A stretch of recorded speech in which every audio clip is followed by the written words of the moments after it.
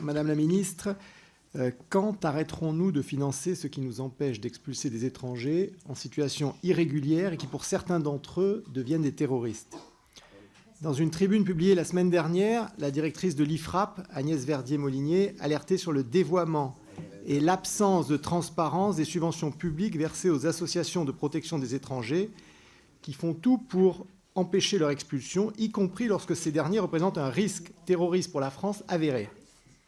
En effet, malgré le salafisme affiché par la famille du terroriste Mohamed Mogouchkov, qui avait fait l'objet d'une tentative d'expulsion du territoire français en 2014, la CIMAD ou le réseau Éducation sans frontières ont tout fait pour empêcher son expulsion. Madame la ministre, la France est fière d'être une terre d'asile,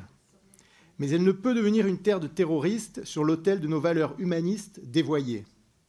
Alors que l'État consacre à peine 63 millions d'euros pour essayer d'éloigner des étrangers en situation irrégulière et que seulement 7% des OQTF sont exécutés, il choisit, dans le même temps, de verser 980 millions d'euros à des associations qui s'efforcent de faire annuler ces décisions.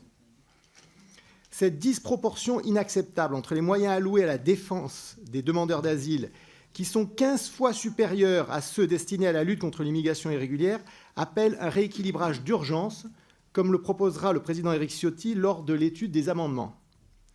Madame la ministre, face à l'opacité qui règne autour des subventions publiques versées aux associations de défense des étrangers, le ministère de l'Intérieur pourrait-il communiquer à la représentation nationale le registre de ces subventions, nous précisant qui sont les bénéficiaires et quelles sont les actions qui ont été conduites avec ces fonds publics qui représentent presque la moitié des crédits de la mission Immigration, Asile et Intégration.